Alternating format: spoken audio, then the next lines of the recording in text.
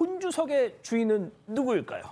자, 어떤 내용입니까? 네, 혼주석에 새어머니가 앉아야 하는지 고민이다 이런 예비 신부의 사연인데요. 이 신부의 어머니는 고등학생 때 돌아가셨습니다. 아버지는 재혼을 해서 혼인신고까지 마친 상황인데 그런데 어머니가 돌아가신 뒤에 이 신부 뒷바라지를 성인 될 때까지 한 건 이모라고 합니다. 이 때문에 이 신부는 물론이고 아버지도 지금까지 외가댁이랑 굉장히 각별한 사이라고 하는데 이 외할머니는 어머니 죽음으로 아직까지도 슬퍼하고 계시다고 합니다.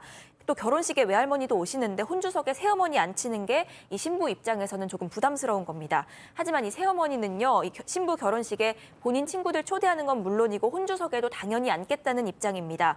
이 신부는 차라리 결혼한 언니가 있으니까 언니를 혼주석에 앉히거나 차라리 비워두고 싶은데 어떻게 해야 할지 고민이다 이런 사연입니다. 오늘 사연은요, 조금 어렵습니다. 예. 뭐 웃으면서 할 얘기도 아닌 것 같고 말이죠. 알겠습니다. 자, 기다리고 기다리셨던 푸처 핸즈업 타임. 우리 가족 여러분들도 채팅창에 OX로 함께 참여해 보시죠. 먼저 새어머니입니다. 정말 너 섭섭하다. 너를 낳아 키운 건 아니지만 네 아빠 부인, 고로 네 애미다. 근데 네 외가 사람들 생각해가 이 새엄마를 하객석에 앉으라고? 혼주석이 아니고 너 진짜 잔인하구나. 동그라미. 좋습니다. 저 이렇게 갈릴 줄 알았어요. 자, 다음은 딸입니다. 의붓딸, 새엄마. 저도 마음 편한 거 아니거든요. 하지만 제 결혼식이니만큼 제 의사를 따라주세요. 외할머니 생각하면 도저히 그럴 수가 없어요. 언니 앉을 테니까 그리하세요. X.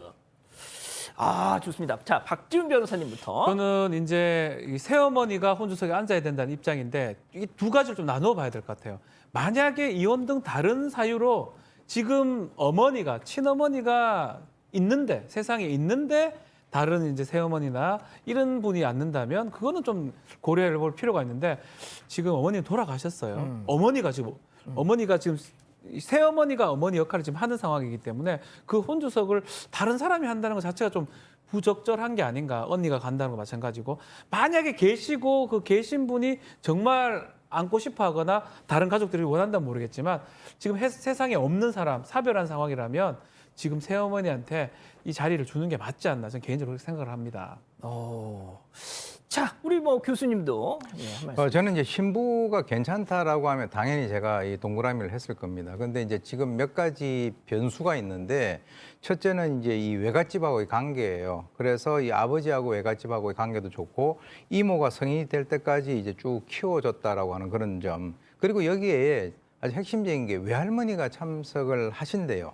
그러니까 아마 외손녀의 입장에서는 이 외할머니가 이제 그런 것들을 고려를 하고 있는 것 같은데 제가 볼 때는 만약에 나 꼭 혼주석에 앉아야 되겠다라고 해서 강행을 해서 그 새어머니가 거기 앉아서 본인이 이제 그것은 지나게 되면은 어떻게 될는지 모르지만 나중에 되면은 또 미안한 그런 마음도 있지 않겠는가. 그래서 제일 중요한 게 바로 이 신부의 그 뜻이 제일 중요하다. 신부가 만약에 이상이 없다 그러면 새어머니 당연히 가셔야 되는 거고 그렇지 않다면 그런 것을 좀 고려를 해서 제일 슬플 거는 아마 외할머니 같은데요.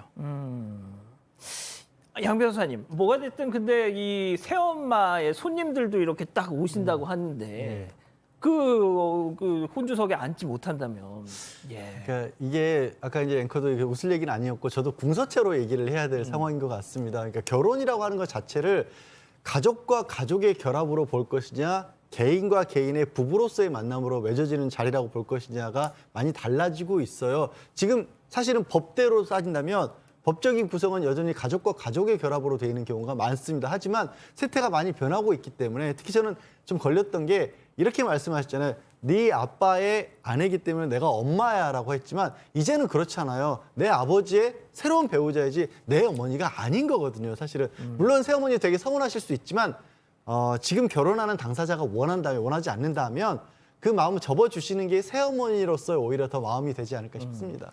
자, 근데 저는 이 기자의 선택도 조금 의외였습니다. 얘기 좀 해주세요. 사실 저는 지금 양 변호사님 말씀을 듣고 약간 생각이 바뀌긴 했는데 안 돼요, 안 돼. 제가 처음에 동그라미를 선택을 한 건 사실 저도 굉장히 조심스럽긴 했는데요. 이 사연에 보면 새어머니랑의 관계가 어떤지랑 그 아버님이 어떤 걸 원하시는지 이런 게 나와 있지가 않아요. 그래서 새어머니랑 관계가 너무 안 좋고 이런 게 아니라면 결혼도 새 출발이지만 또 이 새 가족을 맞이하는 의미도 있고 가족 행사잖아요. 그런 의미에서 새어머니를 앉게 하는 것도 좋지 않을까 하는 생각에 저는 동그라미를 들기는 했습니다. 자, 우리 가족 여러분들 생각도요. 근데 굉장히 좀 갈리고 있는 것 같아요. 그러니까. 고두삼님은 새어머니를 왜 맞이한 거지? 가족으로 인정하지 않겠다는 거네요. 동그라미 선택하셨고요. 그런데 또 크림치즈 곶감님은 결혼식 당사자는 신랑 신부다. 신랑 신부 원하는 대로 하자라고 말씀을 하셨고 마지막님은 오히려 비워두면 더 어색할 것 같다고 하셨고요.